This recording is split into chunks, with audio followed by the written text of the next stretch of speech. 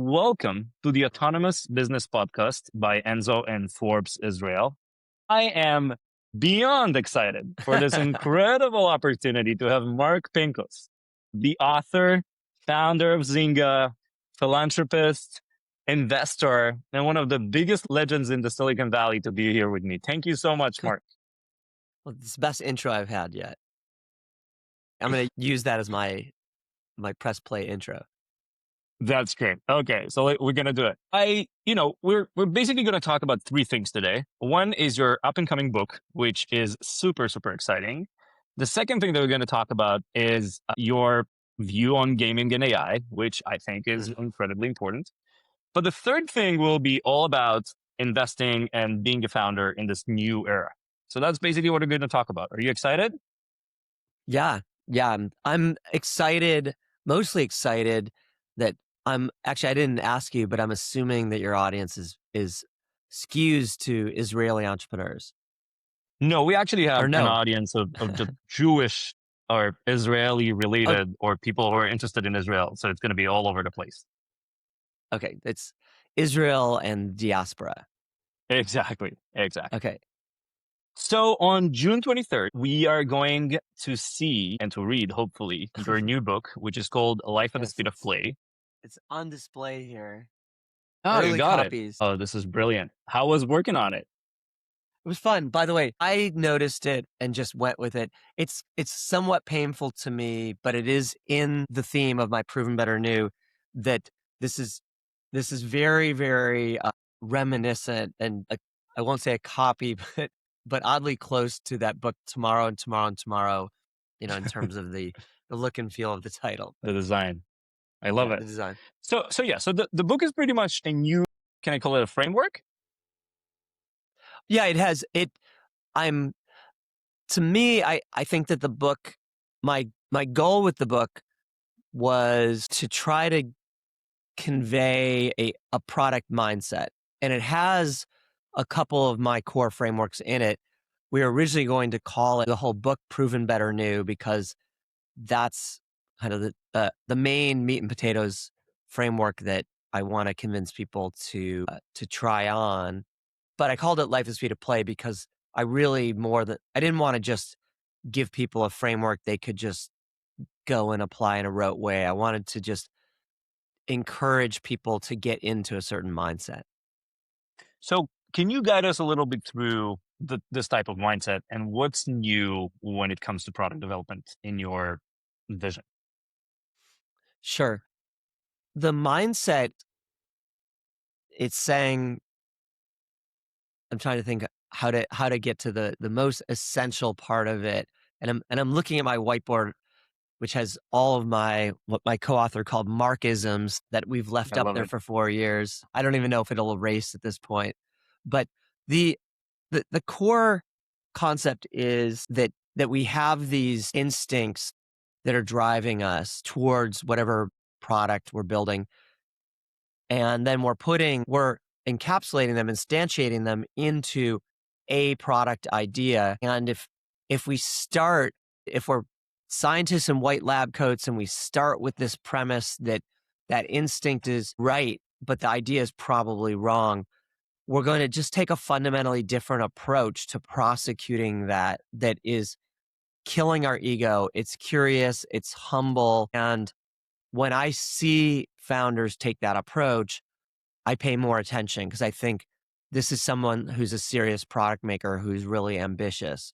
And it's also killing our ego, and it's kind of Peter Thielian in the sense of that there's a fundamental moral arbitrage in it that we're saying, I don't need to win the respect of my peers. I need to win the hearts and clicks of my end users. That innovation is in their eyes, and it usually comes in smaller packages than most of us like to think in terms of as founders. And so it's also getting comfortable with this idea that we're going to isolate what really is the idea zone that we're testing and what is not. And the part that's not, we're going to outsource that to the world that's already invented it and not try to make it new. We could try to make it look slightly different if you want, but we're not going to fuck with it. So it Does that basically make suggests sense? it does, yes, a lot. But and as a builder, what I basically hear, I'm saying, okay, so you're not pro, building MVPs as we know them. We're basically saying you go copy whatever works, and then try to focus on this one core thing that actually influences 90% of whatever you're trying to change. Make sure you're How does testing that? the right thing. It's sad to see somebody have a really innovative idea, but it's buried in a failing product. And it's failing for no reasons, for reasons it shouldn't have failed. It's failing because you have a shitty onboard flow and a shitty first time user experience, and you failed to get your PhD in Fatuis. You failed to be an expert, in these low level pieces that really have nothing to do with your product, but you don't get to skip those. But how does that affect the way you build teams then? Because, we're very much are all trained to do lean startup kind of ish framework that says, small teams, small experiments, you do stuff and then until it works. How does copying what works and then focusing on innovating the core changes the way you build teams? Well, you need to have this mentality with the whole team, and you need to all get on the same page, on the same framework. And part of it is we're usually working with fairly junior. I'm usually working, at least part of my team is fairly junior people, and they have a discomfort around copying other things that are already working. And they have a little bit of a laziness around doing their homework and really becoming an expert in the related products, that have come before us. And they don't have the experience to already know those products. So yeah, there's just a lot of teaching, a lot of training, and we kind of got to win the hearts and minds of our teams that they have to. There's kind of a religion, and everyone's got to be on that same religion, or you're going to be, pulling in different directions. So basically, when you say religion, you're talking about either focus or you're talking more about speed and velocity. Where is it all on the I spectrum? mean, proven better new. Like if everybody is operating the same way from start to finish, then the way that you benchmark, the way that you think about top of the funnel testing, the way you think about getting to a prototype to test, it's all going to work well together. But if nobody is on the same page, then you might as well just work by yourself because you're not going to get any leverage. Right. Listen, the book is called Life at the Speed of Play. I wanna double click on the word speed because I was designed on around the idea that speed matters most when building anything. Just because it's the fastest way to fail is the fastest way to win. And I think AI redesigned what I believe speed is, just because the ability to execute fast, fail fast, produce fast, learn fast, whatever was just 100x basically. How are you looking at speed when it comes to this new era? Well, I talk in the book about building a failure machine. And that's actually, even with AI, easier said than done. And I still haven't seen anyone actually do that. I talk in the book, and our mantra in the beginning of Zynga was test more ideas in a week than your industry tests in a year. I don't know about you, but I still haven't seen anybody do that with AI. I would have thought by now, probably in Israel, it's been done 100 times and I just don't know it. But I would have thought by now somebody would make, you know, maybe this is part of your new product, but someone would make agents that would, I could just tell it an idea before I go to sleep, invent a new travel agency. And then overnight, it does all the PMing. What it does, right, is it comes up with so many different variants of that using proven better new. It actually goes and creates the ads for those. test the ads against tons of demographics. It does 1,000, 5,000, even, I know there's been some innovation here, but even in terms of testing, it shouldn't even waste money testing. It should create a huge swarm of agents that are representative of all your demographics, and it should really test rapidly with those. I mean, there's probably whole companies around this, but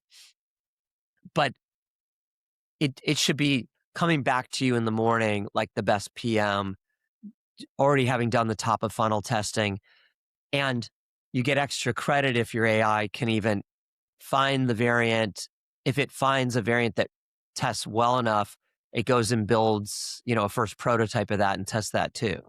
But I don't know about you, Mickey, but I haven't seen anyone do that. What I've actually seen, AI can also be a dangerous tool. And I'm hugely AI maximalist, but it's such a good, hammer and nail that all we want to do is hammer on it all the time. And all I mean by that is that because you can build something so quickly and you get so invested in it, I think people are still falling into the MVP trap. They're still just saying, oh, you know what? I love my idea so much.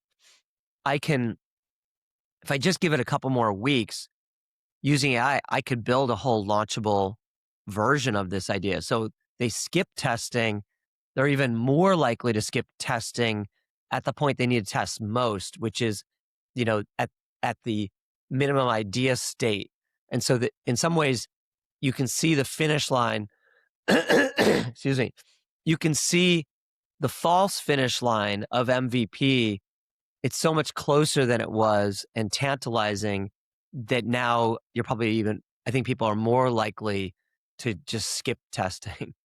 Does that make sense?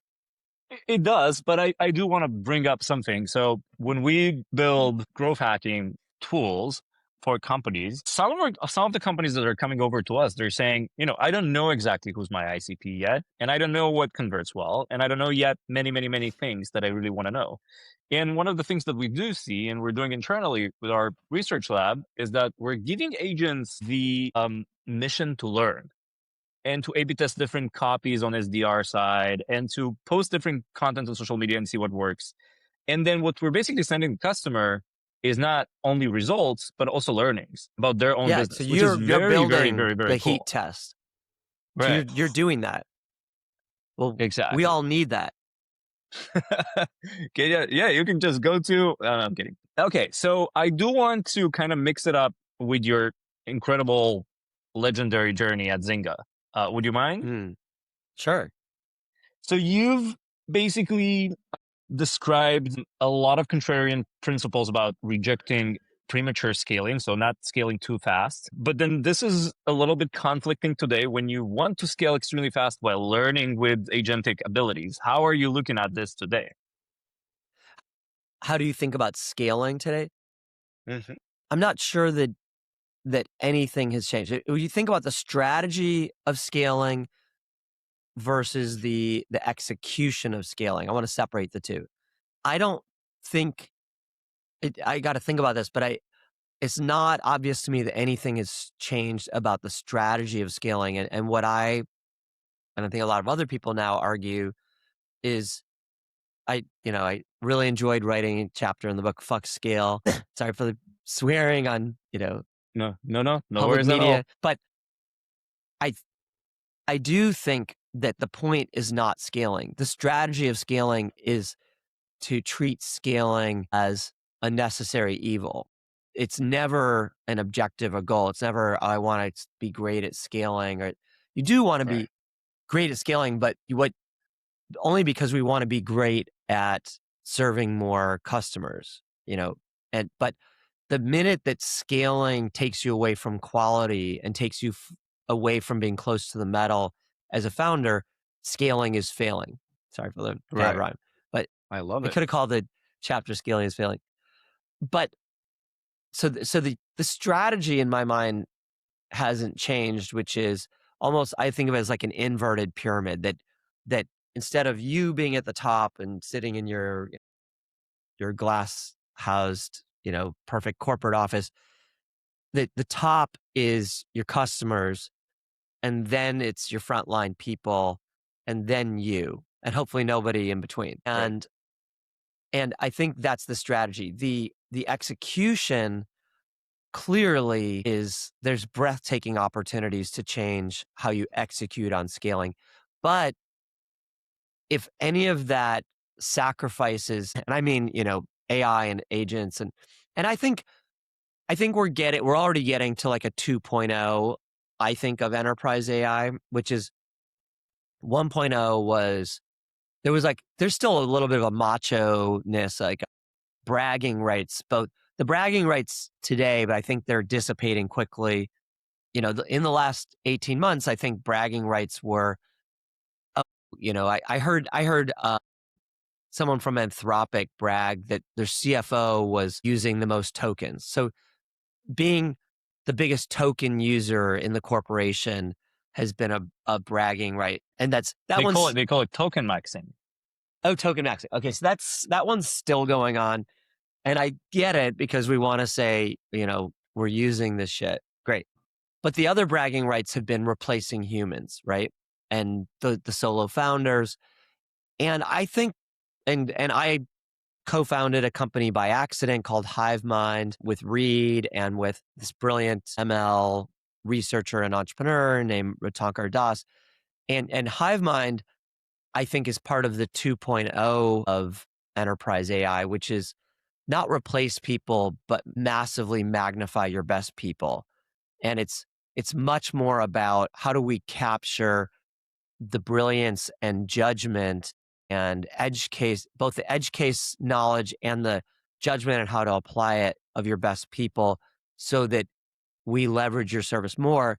And I think scaling is more that. I think it's going to be more, how do I extend myself and my best people more, and not, which does include, that is kind of indirectly replacing. It's replacing, I think what it's replacing that is exciting is middle layers, right?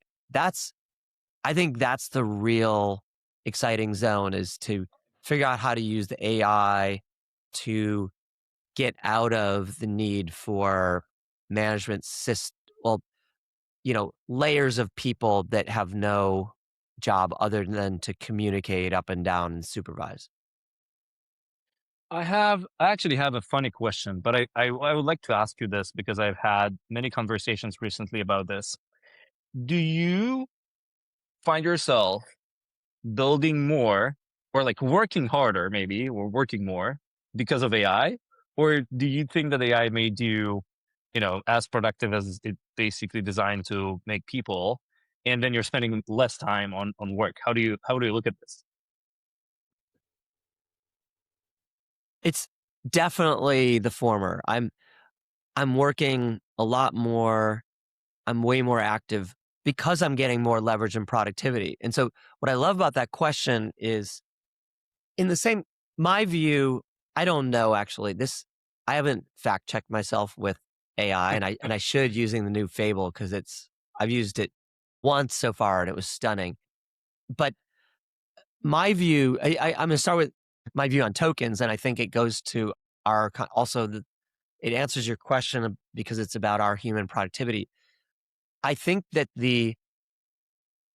I keep getting in these little debates with people that I think that in the future, tokens are going to be basically close to free. What I mean is, tokens, intelligence will be on tap. That's Gary Tan said that. I love that. Tokens will be, as available as water, and we won't think about the cost of a token. And I think we will spend more on tokens. So I think that the amount of tokens per dollar is going to go up exponentially. And then the amount of dollars we spend on tokens will also go up with it. So that is to say, to your point, as we get more potential productivity, I think we work more, not less, right? Because we're excited that I can get so much more done per hour. It gets harder not to work, right? When, in a lot of ways, what makes me not work is that I'm not climbing to the top of the tree. I'm grabbing the low-hanging fruit. Now the low-hanging fruit is much, bigger and fruitier. It's more viscosity. So it's more tantalizing. So if that extra hour of work brings it's similar to the video game. It felt like a video game running Zynga. And it was the greatest high. And it's when I couldn't wait for Monday morning. I couldn't wait for Sunday morning because I I would send people. I had a BlackBerry and eventually a BlackBerry and an iPhone, and I would send messages out to my team, sometimes the whole company, at 3 or 4 in the morning on Saturday night, and it freaked people out. And they said, "You're burning people out." I'm like, "Why?" I'm not telling people they have to be up and read my email at 4 in the morning. And they're like, "Well, but they will," and they assume they need to be working then. So I said, "Okay." And so I would write these messages, save them, and I wouldn't Then send them until schedule them. I would send them at like 7 or 8 a.m. Sunday morning. And then that started to feel a little too harsh. And so then I started sending a message to the whole company on Sunday mornings called Sunday Morning Joy. And I would be like, here's so much that our company is accomplishing and so much that I'm excited about. And here's why I can't wait for Monday. And then afterwards, I would send like the stack of messages that I had saved, and it would be a better delivery. I recommend founders try that. But, and then I couldn't wait for Monday. And it was hard to sleep because could be so productive. I mean, I remember early on, I remember sitting around with my engineers on a Friday drinking beer. I was in the Mafia Wars studio, and a friend of mine at a party like a couple of nights earlier had said she knew nothing about games, but she had said, "Why don't you do something with white tigers in Mafia Wars? Because I just think my white tigers are cool and everyone wants one. And it's like, I don't know." She said, "I think it would go cool with the mob. They'd want a white tiger." And I was like, "Yeah, I kind of think you're right." And I was sitting around Friday at like 5 o'clock, and I said to my engineers, "How hard would it be for you to do one more content drop? We had these limited edition sales, but it was already set up for it." I said, "Because my friend had this idea I love for a white tiger." And they said, "Well, it'd be like another 4 hours or so." And I said, "Can I convince you guys to do that?" And they were like, okay. So I stuck around with them and I ordered good food. And this is before we had our chefs on call, not long before. But we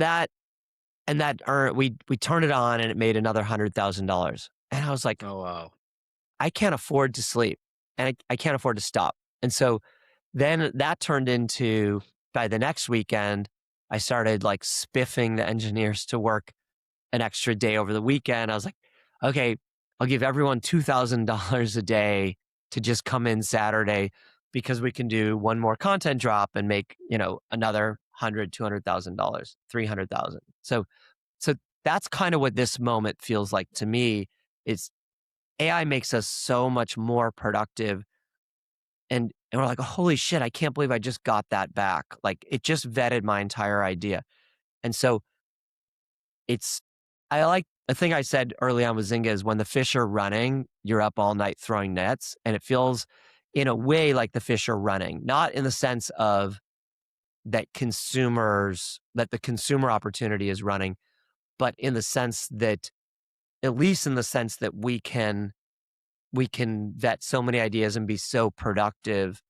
And it's why I'm so optimistic about, what's the rate that AI is going to get adopted and the rate that it's going to really just create this massive inflection in human productivity that I think economists, this could be another podcast, but I think that economists don't know how to measure a lot of our productivity. Like this conversation, this Zoom, the only way they can measure this as productive is if money transacts around it. But I think there's the idea capital, the productivity of ideas that are passing freely. isn't measured as part of anyone's GDP or productivity, but it really is. And so it's why I think we've had massive deflation going on for the last 20 years, but it's been masked by the rate that our governments are printing more money. So Right. anyway, another topic.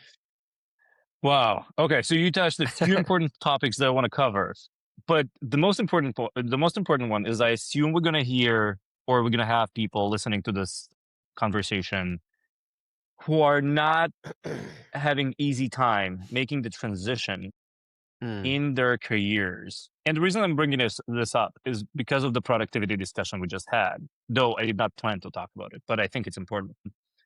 Just because so many people are affected about this, economy wise, career wise, design wise, like literally everything wise. So it basically touches everything.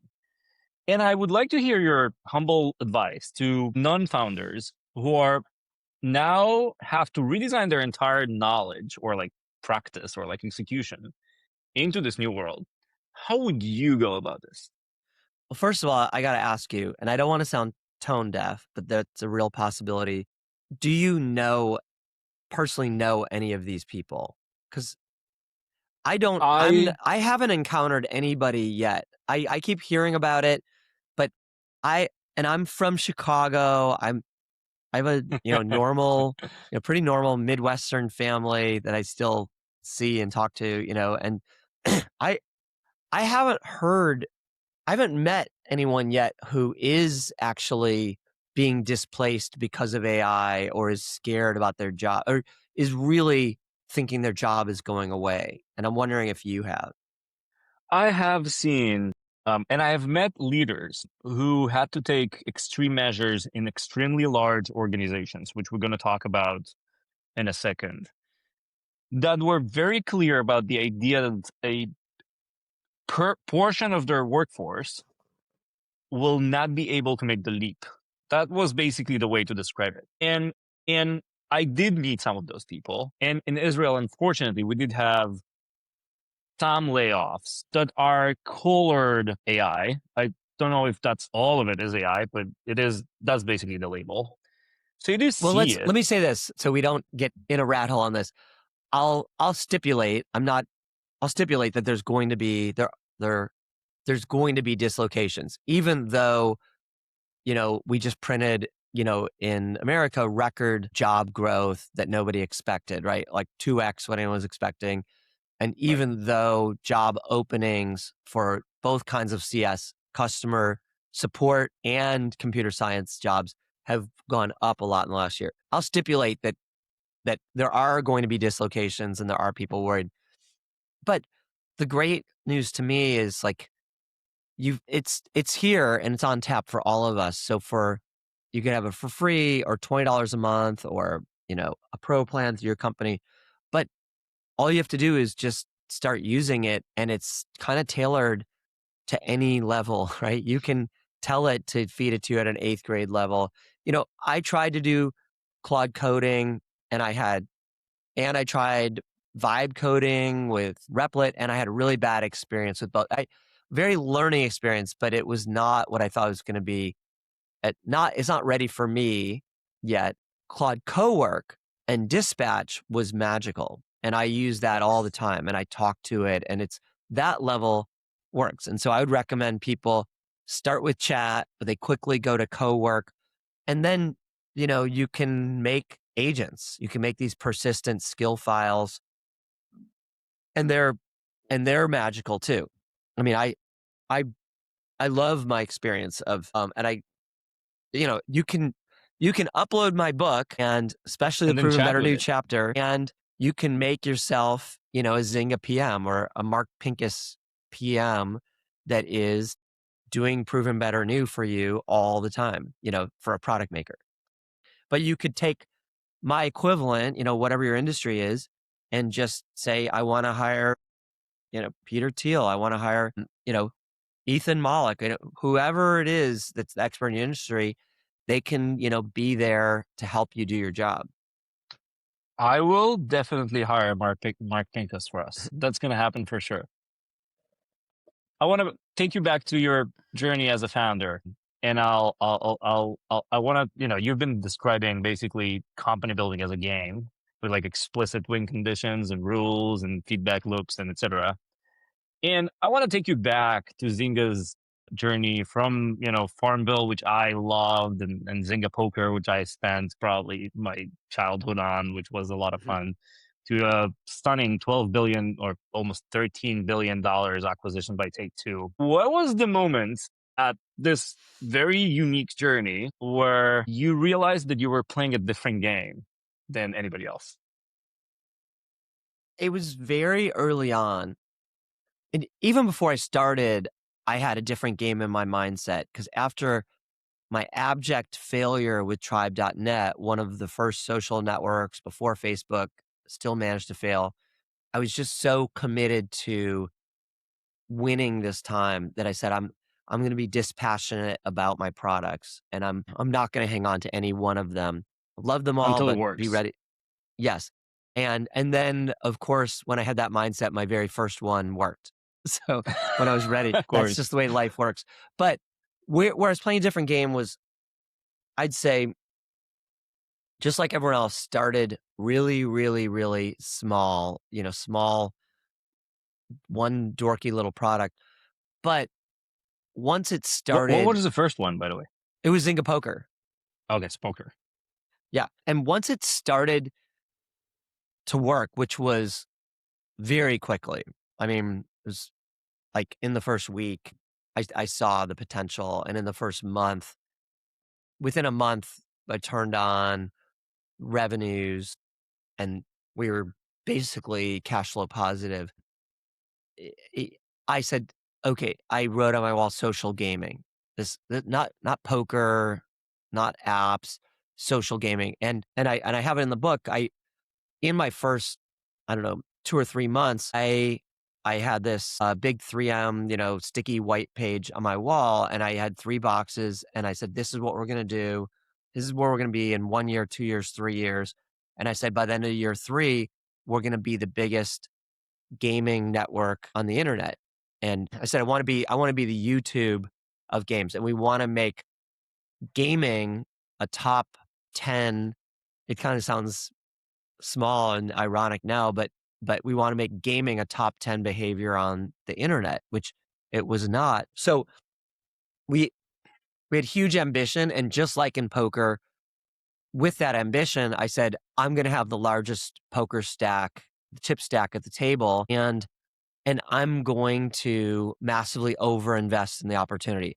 I don't know what that means, but my mindset was at every juncture excuse me, at every juncture, I'm going to excuse me, let me get a water. You good? I just sometimes I'm like allergic Dry. to San Francisco, and I sometimes get like a really annoying drip that, gets I have to, and with podcasts, I'm, very conscious of it, but anyway, so the different game I was playing was just that at every juncture, I was going to double down on this opportunity and invest massively, stupidly more than anybody else. So we were acquiring a new company every month from early on, and we just kept that up the whole time. And I just kept injecting new entrepreneurial founder, divergent, weird DNA into the company. And that Why, why, was why big do you call it weird? because a lot of these, you know, self-made founders, it's I like to say that the best resume is a successful app, or, that they went and took a risk and built something and it worked. You're hired, or you're acquired. And it was just a really divergent, ragtag, different group of people of all kinds of ages and locations, and and it was great. It just was this melting pot. But the different, we were cash flow positive within a month, and Wow. we kept raising more and more money, and we never spent a dollar of it because we would just double down, invest more, and then the business would expand. But we didn't know it was going to expand. And so by the time we went public, we had a lot of cash. We had like 1.4 billion or something in the bank. We didn't need to go public. But But we were the biggest investor in big data and consumer, like long before Facebook or anybody. So it was, and we were criticized by our competitors and all the pundits at every juncture for the amount that we were investing. And the only thing I regret was not investing more, because at one point, Bing Gordon, who was on my board and was an amazing collaborator, he had this rule of thumb that anyone else who finds himself in a Zynga position should adopt, which was that we should be betting 10% of our market value on this whatever the next platform is, if there is Right. a platform shift. So if you're an incumbent today, Bing would say you should be betting 10% of your market value every year on AI. It doesn't matter if it works. So we were doing that on mobile. I'm only sorry that we didn't invest more. And when I think about it, in 2012, we bought OMG Pop for $200 million. And I don't know, we were worth, I think our company might have been worth 14 billion at the time or something. We'd just gone public, something like that, 10 billion. So we didn't hit the 10%. And then we had a handshake to buy Supercell in the fall of 2000, for 400 million in cash. And my board didn't want to do it, and I didn't want to exercise my control and fire my board. I also would encourage any of your founders who think they have control to really go deep with lawyers and make sure once you're public, what does that control mechanism look like? Because I had a rude awakening. But yeah, I'd say my only regret is that I didn't keep playing that game the way I intended. So I should have invested $1 billion in 2012 in mobile. Wow. That's incredible. I know some founders who run public companies will be listening to this for sure. And I think it's a good message to have that. And I think, I don't know, but Oh, I another would. thing I'll just say goes with that message is, especially if you're public or going public, you need a wartime board. You need to rethink your board as you go public. Trade those VCs out. They got you to where you are. Great. They ain't going to get you to where you need to go. And it's not their fault. It's just structural, because they're not, they are not likely to be. I know there's a new thinking in VCs of, hang on after they go public. But for the most part, they've got 10-year life cycles in their funds, and they need to show their DPI and distribute. So they're not likely to, be making a bet on you 10xing again. I would thank them for their tour of duty, let them go. They're going to distribute the stock or not. It doesn't matter. Find someone who wants to bet on your next 10-year chapter and who wants to own a big chunk of equity in your company. It could be a PIPE if you're public. It could just be a public market investor. Find someone who's willing to own your stock and be on your board. Look around the table at other fucking owners, not professional board members, because you've two kinds of board members when you don't have owners. There's three. There's an owner like you and your VCs while you're private. But then once you're public, you get these professional board members, and they're perfectly fine, but they are not incented the way you are to take risk. They're incented to not fail and they become a legal body. They're incented to make sure you're covered when you're sued, or you don't. Their governance is a legal governance. And then you get kind of the celebrity board member, the founder, whoever you're so impressed that, you have them in the room, and they're problematic too. They're enticing, but at some point when things get bad, they worry about their reputations, and they can worry about that. You want a wartime board are people who they're going to go into like the darkest moments with you when you look stupid, when you want to exercise your founder mode and your founder control maybe, or you don't even need founder control because they're ready for you to just have a bet the company moment, because you didn't do this to then become risk averse. You want to go for it. So I would just say, rethink what a wartime board looks like. And it's the people who they're going to challenge you. I'm not saying they're going to agree with you, and they're going to pursue intellectual honesty and truth and winning. But if you get to a bet the company moment and where you're going to be called stupid and be a $2 stock, they're ready to go there with you, and they're not going to, they're not going to be the wrong kind of governor, like a speed break. Anyway, that wasn't That's your. an Let's go into incredible. your topics. No, no, no. I I love it. It's a great tip. And if you don't mind, I will take this tip also not even before going public. I think it's important just to have a board that is willing to take risks just across the board. It's the only way to make leap of faith and just you know But it's not reinvent that yourself. hard to find investors who want you to take big risks and go for it. In the seed, that's what they're in. That's their job. You know, Right. and they're set up structurally for that, because it's okay if you fail, because they have a portfolio, and at seed stage, maybe they can afford for 7 out of 10 of their companies to basically fail, and at growth stage, it's less, but maybe they could have 1 out of 3 fail or something, but by the time you're public, there's 0 failure.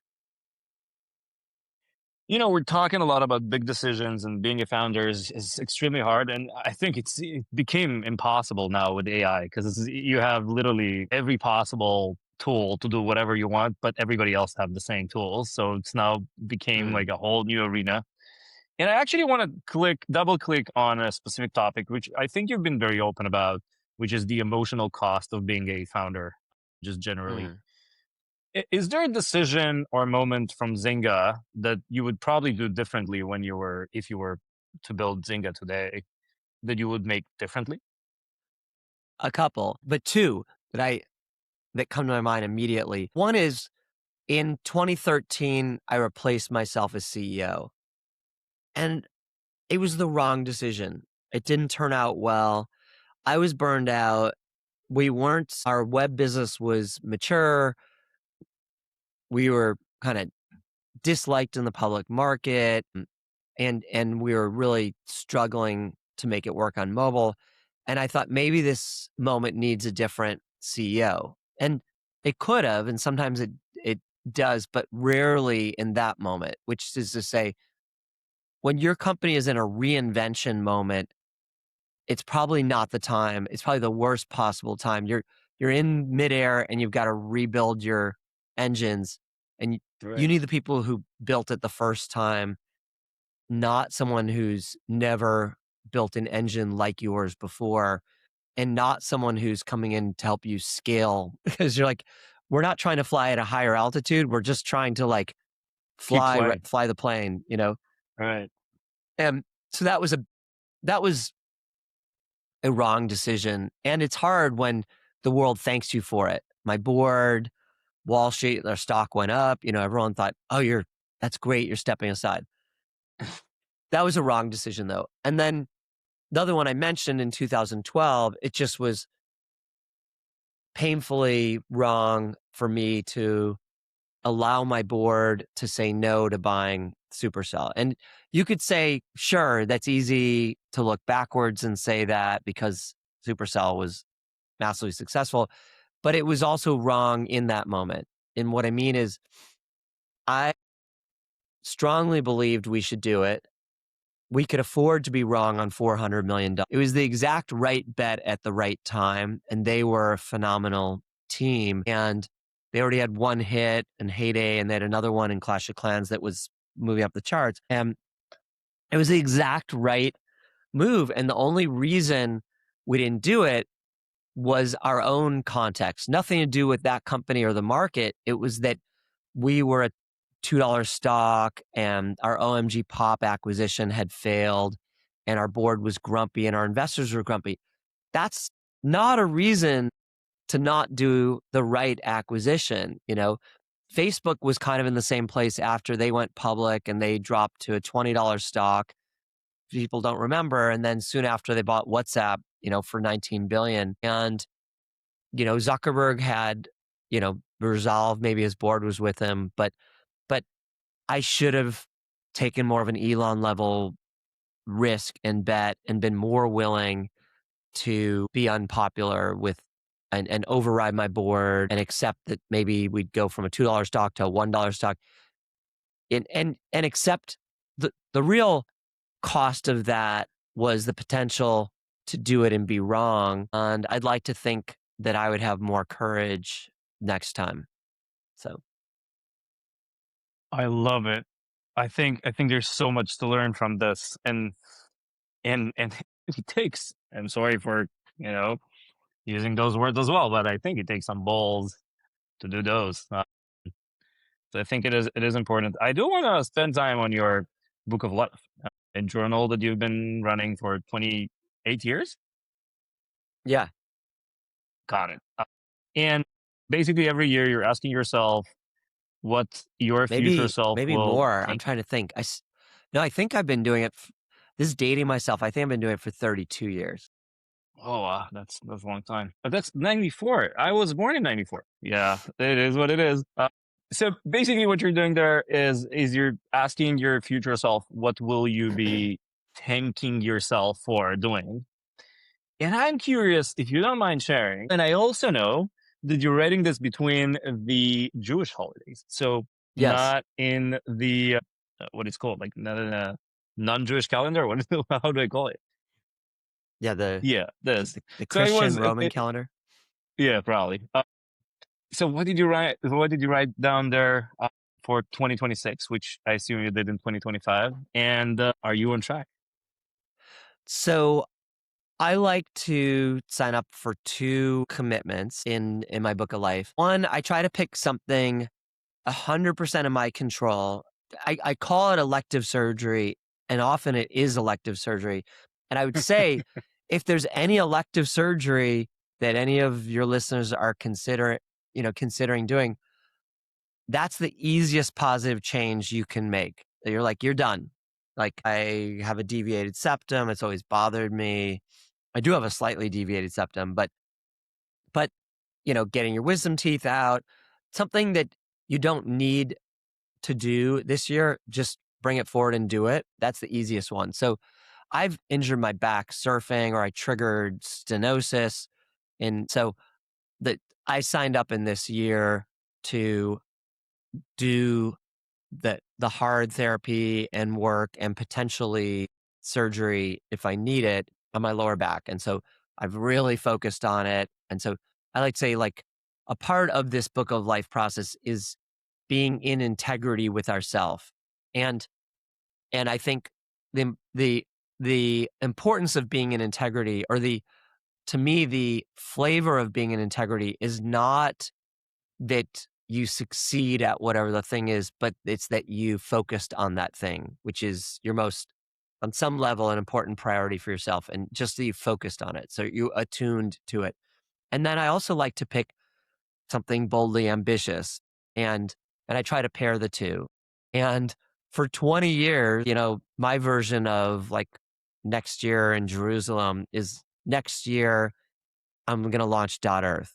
And I've had this instinct and vision for Earth, which my vision is life at the speed of play. That's my vision of the metaverse, not Mark Zuckerberg's version where we're immersed in goggles and maybe dystopian.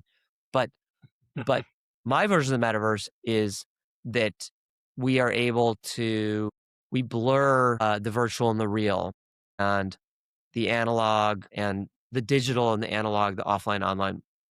And so it's a very broad vision, but I've worked on a gamified version of that on and off for 20 years called Earth, which I talk about in the book. And I committed to launch it in this year, and I didn't launch it. In fact, I launched some games that the idea was a moddable world, but that you could bring in real world identities and cryptos and skill-based gambling and all kinds of things. I didn't launch that. I did go after, for the last 4 years, building a browser-based game rendering engine in Three.js that works well with AI.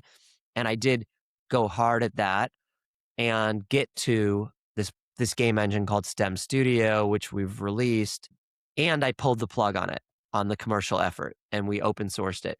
And so I feel good. I'm thankful that Mark, 2025 and 24 worked on that, because it's something that I've believed in for so long, and I would have felt worse if I was just still kind of having it in the background and not working on it. So it's okay in my mind, my book of life. It's not signing up to having massive success in it. It's signing up to really putting the priority and focus around the things that you care about. I love it. I do want to, we have 5 more minutes, and I want to take it and kind of mix between Dot Earth and your incredible vision with just democratizing game development pretty much in any possible way. But I want to mix the question, or your perspective on the new type, or like a new the what so-called AI native entrepreneurs or founders. And the reason I'm spending some time on this, because I think Dot Earth is the infrastructure for being an AI native founder in the gaming space. And if I want to launch a game, Dot Earth is my way to just open my browser, just share whatever idea or story or whatever challenge I have in mind and puzzle, and just make it a live experience. How do you look at this? So one of the arguments is basically that there will be two types of founders. One is from the old world, which was designed in a completely different era, sorry, and a new type of founder that was just born into this idea that you can just create whatever you want. And is there any? And I'm kind of mixing lots of questions, but is there any idea that you think old-fashioned founders or like previous era founders have to pursue to make the transition? So your question is, we'll say the dinosaurs. Is there you're saying, is there anything that someone who wasn't born into non-AI this natives, era, exactly, yes, that they need to do to make themselves native? Is that what you're saying? basically, yes. Yeah, I think I kind of had to pull the plug on STEM Studio. So STEM Studio started pre-AI, and it didn't start AI native. It started game engine and software native, and it works well with AI, but AI is like the last layer, not the first layer. And if you think about that market, I don't even know if it's a market, but the market, the space around game creation. And I say it's not really a market because there's no revenues per se, and it's focused on web gaming, which is the smallest part of the whole game industry. It's 2 billion out of 280 billion, but it still feels important and like a leading light here.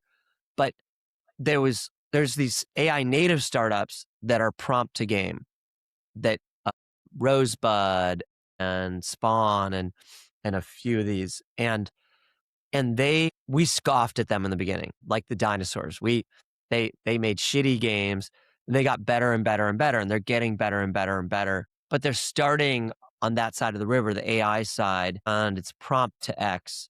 And then they are adding to it, making it more persistent. They're getting towards what we were building with STEM Studio. We started with a game rendering engine and the ability to take assets and components and reuse those across games to make them moddable, make all games built on this moddable. And the problem is that, first of all, that appeals to a much more technical, smaller audience until you make it more and more accessible. Whereas the other one appeals to everyone out of the box, which is more appealing. And you're going to get more testing on theirs. And then the other problem is we're adding AI and figuring out where AI can enhance this, versus starting where they are. They could add STEM Studio kind of capabilities, as they get to that, and we focus so much just on 3D gaming. So anyway, so that would be an example where I pulled the plug. And if I was a believer in that space, I would go and start on the AI side, like like they have and quickly iterate. And maybe I will be again, but yeah, and so I think that everybody needs to do a reset and start in an AI native place. And so I'm I'm not a believer really in these SaaS software companies either just tacking AI onto what they're doing. They'll probably buy AI native companies and they'll end up just becoming those and killing their legacy products. Mark, I think this conversation will be a source of inspiration to so many people. I appreciate your time. I appreciate the opportunity to ask you some very personal questions as well. I am super intrigued and looking forward to reading the Life at the Speed of Play. And thank you so much for everything you're doing.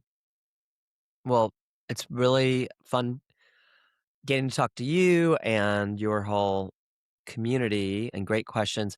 And I would say I kind of live on X on Twitter, and so if anybody wants to get in touch with me with their ideas and pitches and whatever, that's that's the place to do it. And you know, Mickey, maybe you'll develop an agent for me that can go through all the junior level vetting of those.